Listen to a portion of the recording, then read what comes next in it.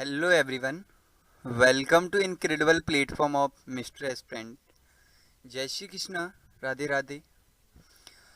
आज हम बात करने वाले हैं यूपी बोर्ड क्लास 10th में जो मैथ का चैप्टर नंबर फर्स्ट है, रियल नंबर यानी कि वास्तविक संख्याएं।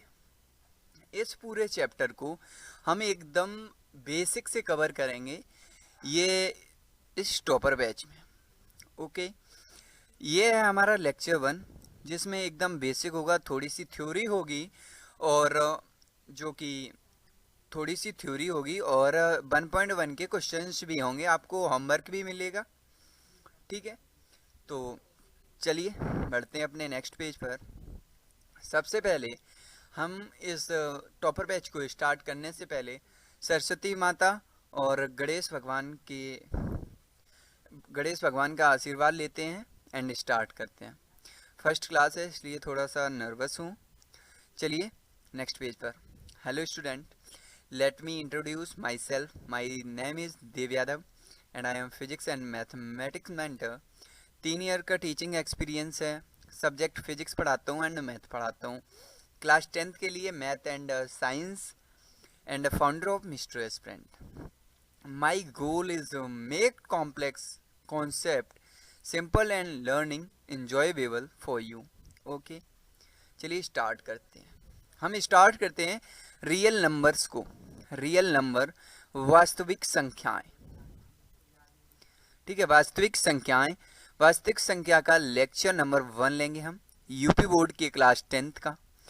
कंप्लीट चैप्टर का इंट्रो एंड रिवीजन का एक्सरसाइज आपको 1.1 का कंप्लीट सॉल्यूशन मिलने वाला है यहाँ पे। चलिए सबसे पहले हम समझते हैं संख्या पद्धति। संख्या पद्धति देखा। संख्या पद्धति में हम देखते हैं परमेय संख्या को। सबसे पहले परमेय संख्याएं क्या होती हैं, रैशनल नंबर्स क्या होते हैं, क्योंकि अभी आपको इस चैप्टर में आगे इन चीज़ों की ज़रूरत पड़ेगी। यानी कि परमेय संख्या क्या होती हैं, रैशनल नंबर्स क्या होते हैं। रैशनल नंबर वे होते हैं वे संख्याएं जिन्हें हम पी वाई क्यू के रूप में लिख सकते हैं। वे संख्याएं जिन्हें पी वाई क्यू के रूप में लिखा जा सके उन्हें हम परमेय संख्या कहते हैं। जहां p और q एक पूर्णांक है, यानी कि पूर्णांक क्या होता है, पूरा अंक है। ठीक है, q इक्वल नॉट 0 है। उदाहरण के रूप में हम देखें 2/3। अब 5 यहाँ लिखा हुआ है तो 5 के नीचे, सबके नीचे 1 तो है ही। ठीक है, -7 है, जैसे कि ये भी एक पूर्णांक इंटीजर है, 0 भी है। यहाँ पे क्या करना है, अपरमेय संख्या की तरफ अगर हम बढ़ें, इन रैशनल नंबर्स क्या होते हैं। इन रैशनल नंबर वे संख्याएं जिन्हें हम पी वाई क्यू के रूप में नहीं दर्शा सकते हैं उन्हें हम अपरमेय संख्या कहते हैं। ठीक है, यहाँ तक क्लियर है आपको। अपरमेय और परमेय संख्या बिल्कुल क्लियर है। ठीक है, चलिए इनका दशमलव प्रसार अशांत अनावर्ती होता है। ये भी आपको आगे बताया जाएगा कि इनका जो दशमलव प्रसार जो है वो अशांत अनावर्ती होता है। उदाहरण के रूप में अगर हम देखें तो √2 है या √3 है या पाई है। ठीक है, ये कुछ इतने उदाहरण हैं इनके। चलिए मूव करते हैं अपने नेक्स्ट पेज पर। यहाँ हम क्या करेंगे, अंक गणित की आधारभूत प्रमेय के बारे में थोड़ा डिस्कस करेंगे कि ये प्रमेय क्या होती है, कैसे इसको हम एप्लीकेबल बनाते हैं। तो प्रमेय कथन क्या है, सबसे पहले हम देखते हैं प्रमेय का कथन क्या है। प्रत्येक भाज्य संख्या यानी कि कंपोजिट नंबर को अभाज्य संख्याओं, कंपोजिट नंबर को प्राइम नंबर के गुणनफल के रूप में व्यक्त किया जा सकता है। यानी कि प्रत्येक भाज्य संख्या को अभाज्य संख्याओं के गुणनफल के रूप में व्यक्त किया जा सकता है, जो कि अभी आपको इस एक्सरसाइज में भी बताया जाएगा। ठीक है, पहला तो ये हो गया।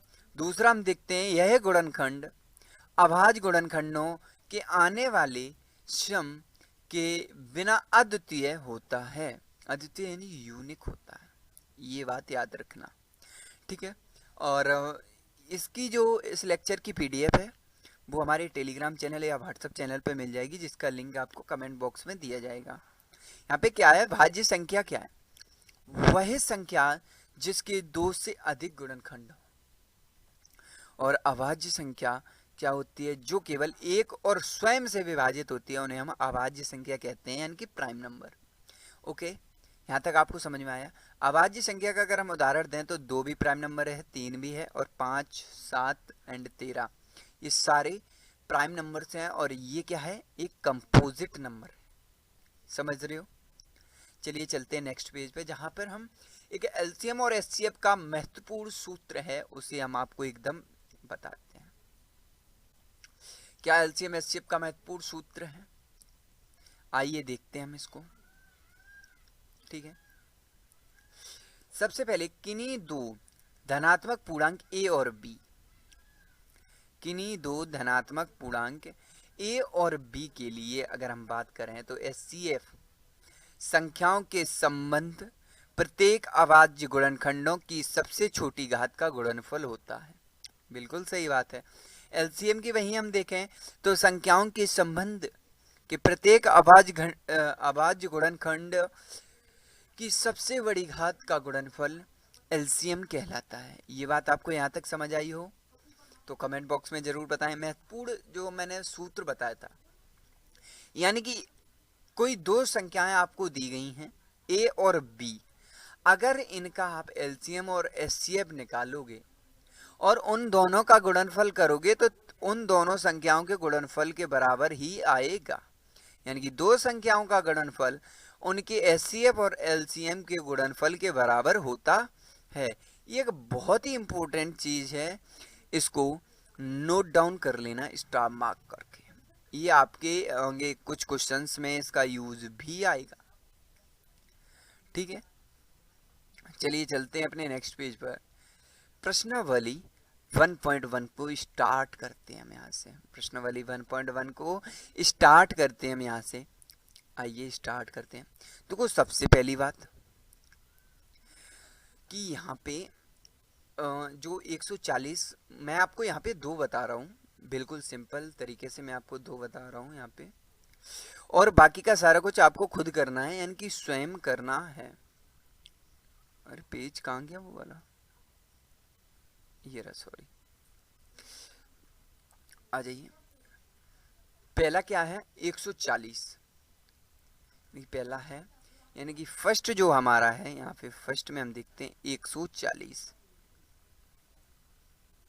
140 इसके हमें करने अभाज्य गुणनखंड। 140 के हमें करने अभाज्य गुणनखंड। तो एक सिंपल तरीका है कि आप इसके फैक्टर कर लीजिए। सिंपल है, फैक्टर कर लीजिए। फैक्टर जैसे ही करोगे आप 2 से भाग दोगे यहाँ पे, तो यहाँ पे आएगा 17 एंड फिर 2 से दोगे तो 35, फिर 5 से दोगे 7 एंड फिर 7 से दोगे तो 1। तो 140 के यानी कि हम यहाँ पे देखेंगे 140 के जो पहला क्वेश्चन है वो हमने सॉल्व कर लिया है। 140 के अभाज्य गुणनखंड कितने होते हैं? पहले एक मिनट रुकना है, इसको कॉपी कर लेता हूँ।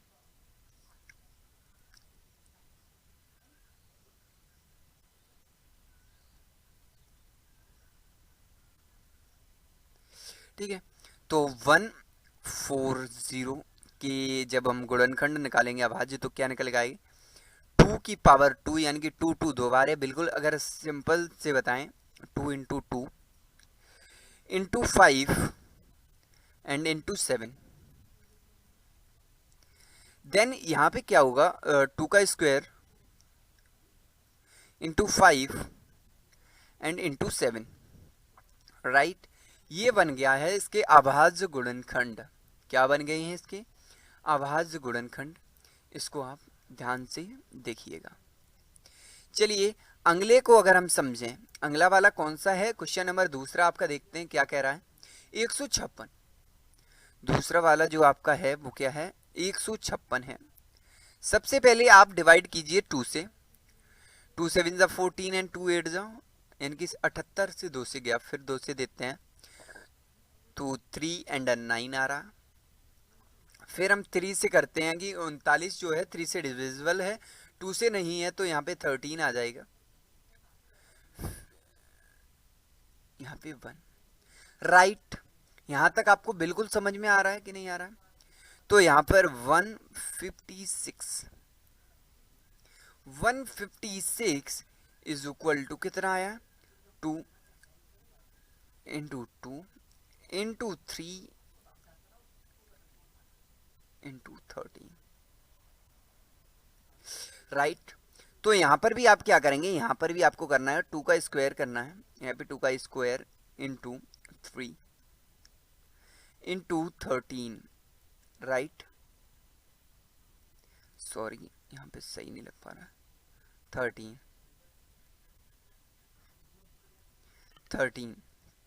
समझ रहे हो, 156 इतना इसका आया। यानी कि आपको मैंने कितने दे दिए, पहला करा दिया, दूसरा करा दिया, तीसरा और चौथा और पांचवा, ये सारे करने हैं आपको एच डब्ल्यू में करके, और इनके जो आंसर हैं, एक ये भी करना है एच डब्ल्यू में और ये भी करना है एच डब्ल्यू में और ये भी, इनके आंसर्स आपको कमेंट बॉक्स में बताने हैं। जैसे ही आप इनको मल्टीप्लाई कर लें, वो इनके अभाज्य गुणनखंड निकाल लेंगे, वैसे ही आपको यहाँ इनके आंसर कहाँ चेक करेंगे, बिल्कुल इसी स्लाइड के जस्ट नीचे यहाँ पे सारे के आंसर दिए गए हैं। यहाँ पे देख सकते हो 140 का ये है, यानी कि इसको सबसे पहले आपको निकालना है, ठीक है। आ जाइए प्रश्नावली दूसरे पे पहुँचते हैं, प्रश्नावली दूसरी पे पहुँचते हैं। ये क्वेश्चन नंबर 2, ये क्वेश्चन नंबर 3, 2 है, 2 का यहाँ कॉपी किया मैंने, जिससे डिलीट कर दो इसको। ये 2 है, इसके आंसर से ऐसे कुछ हम कराते हैं, ठीक है। तो यहाँ क्या है, आपको क्या निकालने हैं, इनके एलसीएम और एचसीएफ को ज्ञात करना है। क्या इनका एलसीएम आ रहा है, क्या एचसीएफ आ रहा है। तो सबसे पहले यहाँ पर भी मैं आपको एक एग्जांपल करके दिखाऊंगा। क्वेश्चन नंबर, यहाँ पे एक एग्जांपल आपको करवाऊंगा मैं, क्वेश्चन नंबर जैसे कि 26 और 91। देखो यहाँ पे कहा गया है, पूर्णांकों के निम्नलिखित युग्मों के एचसीएफ और एलसीएम ज्ञात कीजिए तथा इसकी जांच कीजिए कि दो संख्याओं का गुणनफल एचसीएफ और एलसीएम है या नहीं, इसकी जांच भी करनी है। तो पहला हमने लिया है, फर्स्ट क्या लिया है हमने यहाँ पे, पहला हमने क्या लिया है, यहाँ पे लिखा है 26, 26 और 91, 26 और 91। अब सबसे सिंपल मेथड क्या रहने वाला है हमारा, सबसे सिंपल मेथड ये रहने वाला है हमारा कि ऐसा करिए, आप इनके अलग अलग फैक्टराइजेशन कर लीजिए। जैसे कि मैंने कुछ 26 एंड 91 के लिए कर ले रहा हूँ मैं, ठीक है। इनके अलग अलग फैक्टराइजेशन कर लीजिए। फैक्टर जैसे ही आप इनके अलग अलग करेंगे, जैसे सबसे पहले मैंने 26 इधर लिखा 26, तो यहाँ जैसे ही 2 से हम डिवाइड करेंगे तो 13 आएगा, एंड 13 से करेंगे तो यहाँ पर 1 आएगा। फैक्टर करना तो आप सभी जानते हैं, आई होप। यहाँ पर 91 क्या होता है, 91 किससे डिविजिबल होगा, यानी कि ये सबसे पहले आपके दिमाग में होना चाहिए कि 91 जो है ये हमारा 91 किससे डिविजिबल होगा, ठीक है।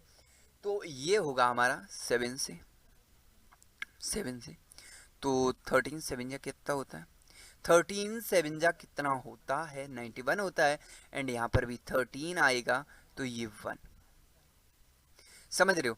तो यहाँ पे क्या हुआ, जब हमने 26 का निकाला, किसका निकाला, 26 का निकाला, जब हमने यहाँ पे, यहाँ देखिए 26 का निकाला तो ये आया 2 इंटू 13, ये रहा। एंड 91 क्या होता है, 91 इज इक्वल टू 7 इंटू 13। तो यहाँ ये आपको पता ही होगा, आई होप, जब हम फैक्टराइजेशन मेथड से एचसीएफ निकालते हैं तो जो पेयर बनता है, वही जितने पेयर बनते हैं उन्हीं का मल्टीप्लिकेशन होता है एचसीएफ। तो यहाँ पे जब इसका हम एचसीएफ देखेंगे, एचसीएफ कितना आया, एचसीएफ आ रहा है 13, ठीक है। अगर वहीं हम देखें कि अब हमें इसका एलसीएम भी निकालना है, क्या निकालना है, एलसीएम भी निकालना है। 13 इंटू 2 और इंटू 3, 7, ठीक है, तो जब हमें इसका निकालना है तो इसका क्या आना चाहिए, एलसीएम मल्टीप्लाई कीजिए, जैसे ही आप मल्टीप्लाई करेंगे 13 से 91 और 2 जा होता है 182। ठीक है, ये निकल के आए आपके एलसीएम और एचसीएफ, ये निकल के आए आपके एचसीएफ और एलसीएम। पर हमें सिद्ध क्या करना है, हमें सिद्ध करना है कि 26 into 91, 26 into 91 is equal to 13 into 182। यहाँ पे आप ये देखिए, इन्होंने जो कहा एलसीएम और एलसीएम ज्ञात कीजिए, जब इसकी जांच कर रहे हैं, हमने एलसीएम एचसीएफ तक ज्ञात कर लिया यहाँ तक प्रश्न नंबर 2, लेकिन जब हम इसका जांच कर रहे हैं तो संख्याओं का गुणनफल और एलसीएम बराबर बताया है। तो जब हम इसका करेंगे तो यहाँ पे जैसे ही हम इसका करेंगे, आपको बिल्कुल दिखा दे रहा हूं मैं एकदम प्रूफ के साथ।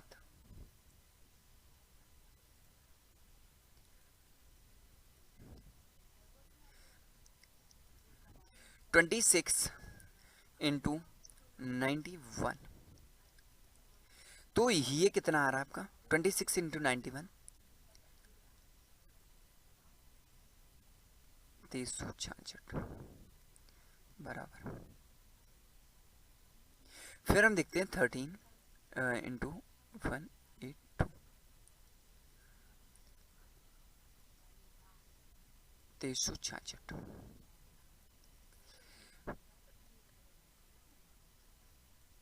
ये देखिए बिल्कुल मैच हो रहा है, यानी कि ये अगर बिल्कुल मैच हो रहा है तो हमारा आंसर बिल्कुल सही है, यानी कि हमारे दोनों एचसीएफ और एलसीएम बिल्कुल सही है। फिर चलिए इनके आंसर्स भी आपको दिए गए हैं, देखिए 366 आप बाद में देख सकते हैं, सॉल्व करने के बाद ही देखना। फिर हमारा क्वेश्चन नंबर 3 कहता है आवाज गुणनखंड विधि द्वारा निम्नलिखित पूर्णांकों के एचसीएफ और एलसीएम ज्ञात कीजिए। यहाँ पे भी आपको एक बताया जाएगा और बाकी सब क्या करिए जाएंगे, HW में दिए जाएंगे, इनको आपको पूरा सॉल्व करना है। ठीक है, चलिए चलते हैं, सॉरी आ जाइए। 12, 15 और 21, 12, 15 सॉरी 12, 15 और 21, 12, 15, 21 सॉरी 21। ये क्वेश्चन है आपका 1, इसमें से 1 वाला क्वेश्चन है। तो जब हम इसको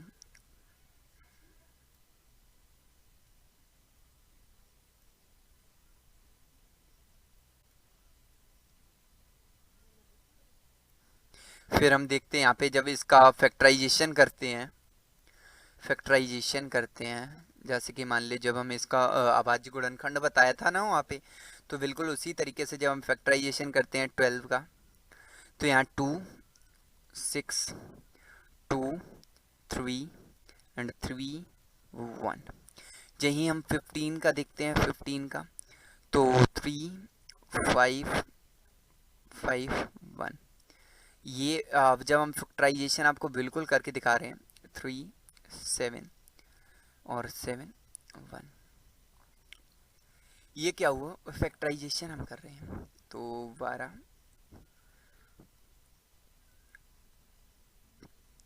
इंटू 2 इंटू 3।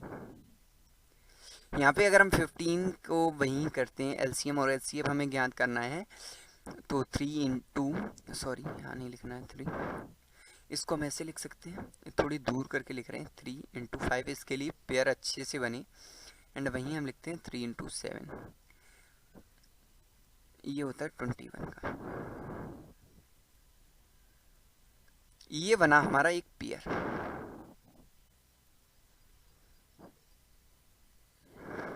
ये बना पेयर, तो यहाँ पे हमारा क्या एचसीएफ क्या निकल गया है, एचसीएफ निकल गया था हमारा 3। एलसीएम की अगर हम बात करें, एलसीएम की हम अगर बात करें तो एलसीएम कितना निकल के आ रहा है, 2 के 2 पेयर हैं, 2 दूनी 4, यानी कि 2 के 2 पेयर हैं, 2 इंटू 2 इंटू 3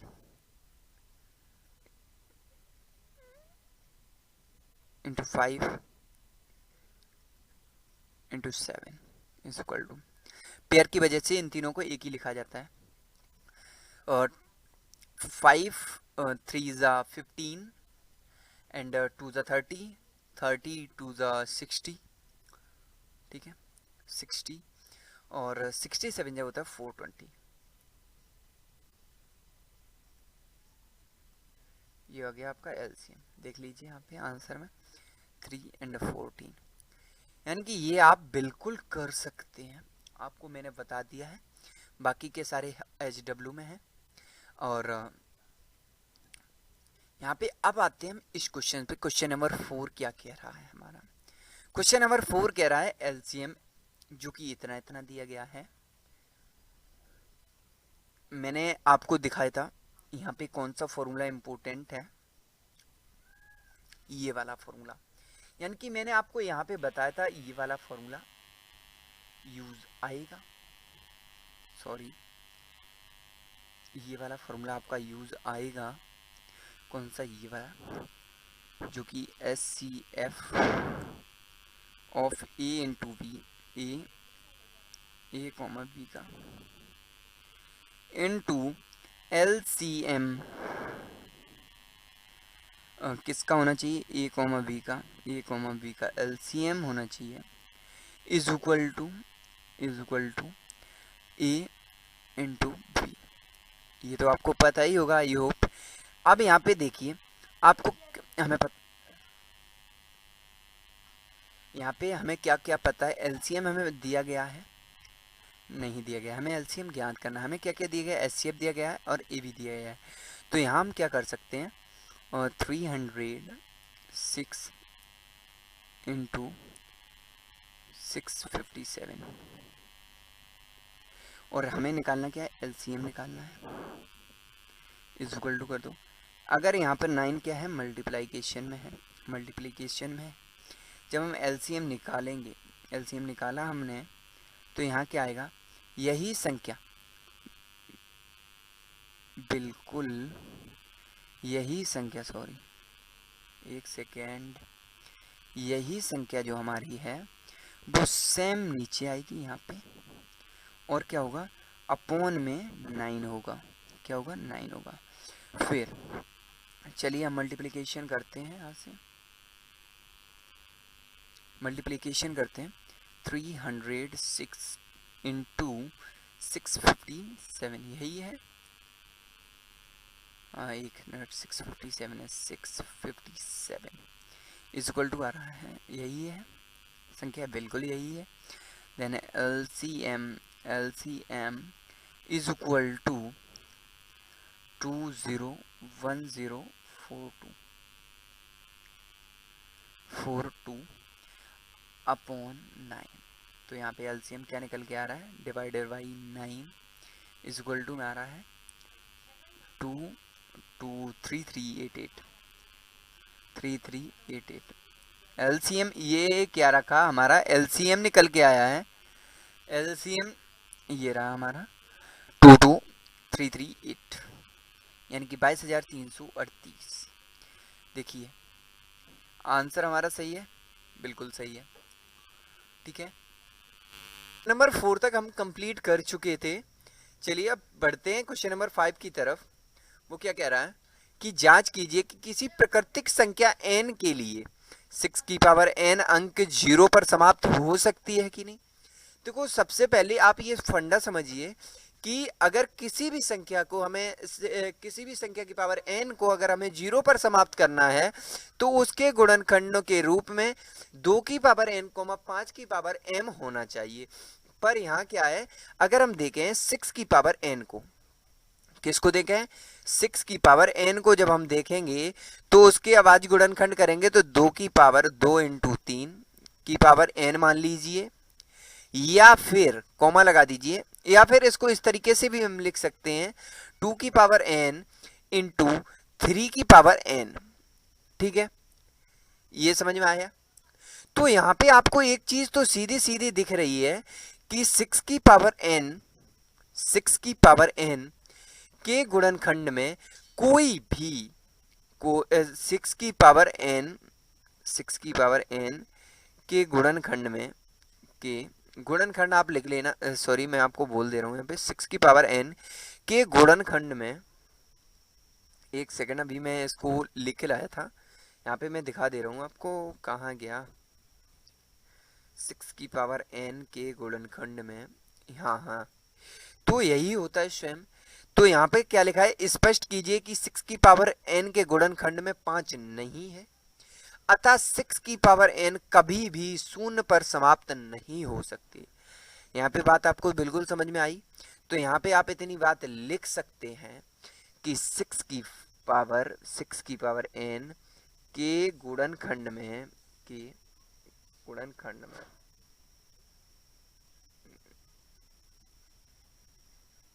ये बात आप पूरी लिख लें, गुणनखंड में 5 नहीं है, नहीं है।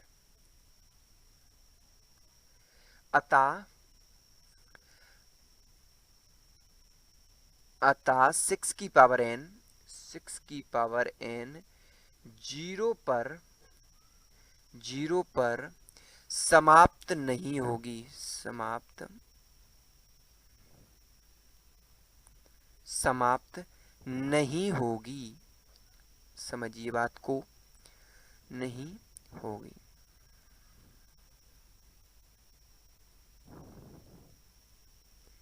ये बात आपके समझ में आई। चलिए अब हम बढ़ते क्वेश्चन नंबर 6 की तरफ। व्याख्या कीजिए कि संख्या ये एंड संख्या ये भाज्य क्यों है। तो सबसे पहले आप ये समझिए कि मैंने शुरुआत में ही आपको भाज्य संख्या और अभाज्य संख्या के बारे में बता दिया था, भाज्य संख्या और भाज्य संख्या के बारे में बता दिया था। कहाँ गया भाज्य और अभाज्य, मैंने बताया था आपको कहीं, ऐसा कैसे हो सकता है, वास्तविक संख्याएं भाज्य संख्याएं के बारे में बताया नहीं क्या, हाँ ये बताया तो है। भाज्य संख्याएं वही संख्याएं जिनमें केवल 2 से अधिक गुणनखंड हो। तो ये बात हमको यहाँ पे सिद्ध करनी होगी कि इस संख्या में 2 से अधिक गुणनखंड हैं। ठीक है, आ जाइए हम पहली संख्या लिखते हैं 7 इंटू 11 इंटू 13 और प्लस का हम यहाँ पे लिखते हैं 13। ओके, यहाँ पे सबसे पहले हमें क्या करना है, हमें यहाँ पे करना है कि 13 को कॉमन लेंगे। जब हमने लिया 13 को कॉमन, तो 13 को जैसे हमने कॉमन लिया तो उधर भी 13 है, यहाँ पे भी 13 है, तो 7 इंटू 11 और प्लस 1 लिख सकते हैं हम कुछ इस तरीके से। इसको हम लिखेंगे 13 इंटू 78 हो गया, 11 7 या 77 प्लस 1, इसे हम टोटल जब इक्वल करेंगे तो 78 होगा। जब 78 हुआ, ये बात आप नोटिस कीजिए कि 78 अभी फर्दर डिविजिबल होगा, तो हम यहाँ लिख सकते हैं इस संख्या के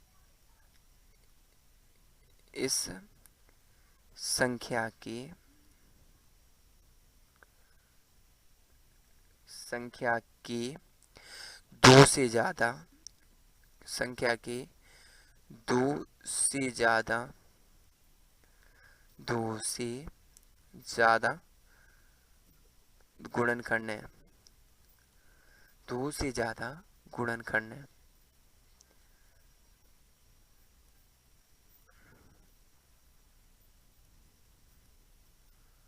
खंड है, ठीक है, यहाँ तक बात आपको समझ में आई। अतः यह संख्या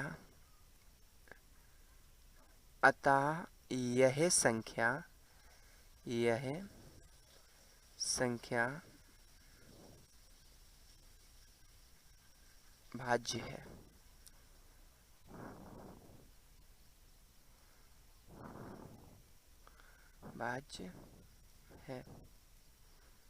ये बात आपको समझ में आई।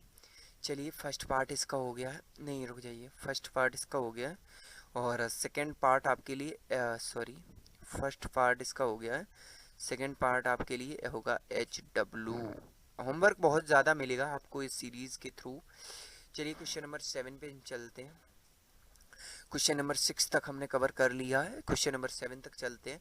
खेल के दौरान मैदान के चारों ओर वृत्ताकार पथ है। चक्कर लगाने के लिए सोनिया को कितने मिनट लगते हैं, ये बात नोटिस कीजिए। यहाँ पे चक्कर लगाने के लिए सोनिया को 18 मिनट लगे तथा रवि को 12 मिनट लगते हैं। वो दोनों एक ही स्थान, एक ही समय और दिशा से चलना प्रारंभ करते हैं। कितने समय बाद वो पुराना प्रारंभिक स्थान पर मिलेंगे। तो सबसे पहले आप क्या करेंगे, सोनिया को मिनट लगे, सोनिया को हम लिखते हैं एस से रिप्रेजेंट करते हैं सोनिया को, ठीक है। सोनिया को कितने मिनट लगे, सोनिया को लगे हैं हमारे 18 मिनट। कितने लगे, 18 मिनट लगे हैं, ठीक है। और वहीं रवि को लगे हैं, रवि को कितने लगे, 12 मिनट। कुछ लोग सोच रहे होंगे कि रवि लड़का है इसलिए तेज दौड़ गया है, ऐसा कुछ नहीं है। देखो सभी लोगों की एक्यूरेसी के ऊपर गेम होता है, ठीक है। रवि को लगे 12 मिनट, तो यहाँ पे क्या है, जब रवि को 12 मिनट लगे तो इसका मतलब क्या होगा, यहाँ पे सीधा सीधा मैंने आपको इन सारी चीज़ों के सॉल्यूशन भी दिए हैं, ये भी देखिए आप, 7th का भी ये है और 6 का सभी का सॉल्यूशन है। तो यहाँ पे मैं एक बार समझा दे रहा हूँ, इसको आप दोबारा प्रैक्टिस कीजिएगा घर पे। तो यहाँ हम लिखेंगे पुनः मिलने का समय, पुनः मिलने का समय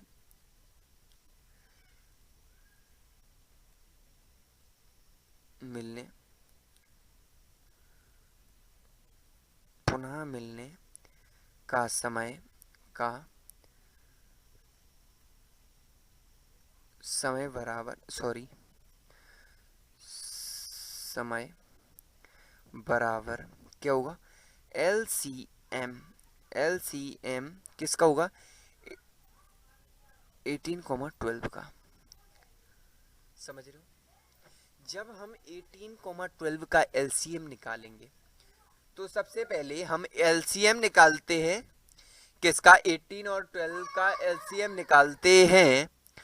तो 18 लिख लेते हैं पहले एक तरफ, देखो इसके हम फैक्टर करते हैं। देखो अब तो आपको फैक्टर करने भी आ गए होंगे, 18 का फैक्टर कीजिए जब आप, तो 18 का फैक्टर आता है 2 इंटू 3 की पावर स्क्वायर हो जाएगा यहाँ पे, और 12 का अगर हम फैक्टर करें तो 2 की पावर इंटू 3, ठीक है। अगर हम इनके LCM की बात करें, अगर हम इनका क्या लें LCM, तो LCM आ रहा है इसका 2 एंड 1 पेयर, तो यहाँ पे 2 2 2 4 3, हाँ LCM आ गया इसका 2 2 4 एंड 4 9 36 LCM आ रहा है इनका। तो हमारा आंसर भी क्या होगा, हमारा आंसर भी यही होगा, 36 मिनट लगेंगे इनको, ठीक है। आई होप आपको क्लास पसंद आई होगी, सारे सॉल्यूशंस आपके लगे हुए हैं। सबसे पहली बात, विजुअल मैथ के कॉन्सेप्ट को विजुलाइज कीजिए आप। मैथ की खूबसूरती का आप अंदाज़ा नहीं लगा सकते कि मैथ कितनी खूबसूरत है, ठीक है। वहीं कोई और अगर आपका सवाल हो तो कमेंट बॉक्स में बता सकते हैं। राधे राधे। कमेंट सेक्शन में अपने डाउट्स पूछना मत भूलिएगा। वीडियो को लाइक, शेयर एंड चैनल को सब्सक्राइब कीजिए। मिस्टर एस्पेंट स्टडीज पेयर। Thank you very much for being here. Your support, trust, motivation means a lot of me. We are not just a community, we are a family working together, a common dream